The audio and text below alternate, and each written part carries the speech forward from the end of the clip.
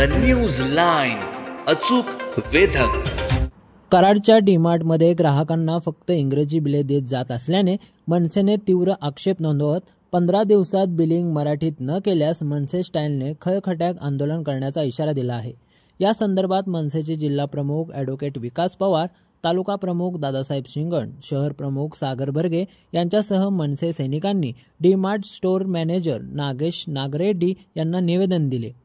मनसे पदाधिकाऱ्यांनी म्हटले की अनेक ग्राहकांना इंग्रजी समजत नाही, त्यामुळे बिल मराठीत असणं गरजेचं आहे. त्याचप्रमाणे कर्मचारी नेमप्लेटही मराठीत असाव्यात, जेणेकरून तक्रार करताना अडचण येणार नाही.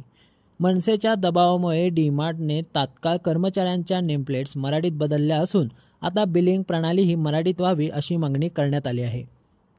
The news लाईनसाठी Amol टकलेसह Suhas Kambe, Karad. डीमार्ट हा आपल्या ग्रामीण भागातील असणारं हे डिपार्टमेंटल स्टोअर्स आहे. इथे येणारा सर्व ग्राहक वर्ग हा पूर्णपणे मराठी आणि महाराष्ट्रीयन असताना सुद्धा डीमार्टमध्ये जाणीवपूर्वक सर्व जी बिलं होती ते इंग्रजी भाषेत होती. त्याचबरोबर येथील कर्मचाऱ्यांच्या नेमप्लेट आहेत त्यासुद्धा इंग्रजी भाषेमध्ये होत्या. त्याबद्दल आतल्या बऱ्याच जे काही आस्थापनांचे जे काही बोर्ड आहेत ते पूर्णपणे इंग्रजीमध्ये होते. आज या ठिकाणी आम्ही महाराष्ट्र नवनिर्माण सेनेच्या वतीनं आमच्या जिल्ह्याचे ॲडव्होकेट विकास पवार, तालुका अध्यक्ष दादासाहेब शिंगण यांच्या मार्गदर्शनाखाली आज आम्ही त्या ठिकाणी आंदोलन केलेलं आहे. या आंदोलनाची तात्काळ दखल घेऊन आज डीमार्टने सर्व कर्मचाऱ्यांच्या नावाच्या पाट्या या मराठीत केलेल्या आहेत आणि आम्ही त्यांना 15 दिवसाची मुदत दिलेली आहे की सर्व जी बिलं आहेत ती मराठीमध्ये करावीत. जर 15 दिवसात त्यांनी नाही केली तर 16व्या दिवशी या ठिकाणी महाराष्ट्र नवनिर्माण सेना अतिशय उग्र मोठं आंदोलन छेडेल आणि याची सर्वस्वी जबाबदारी डीमार्ट प्रशासनाची राहील.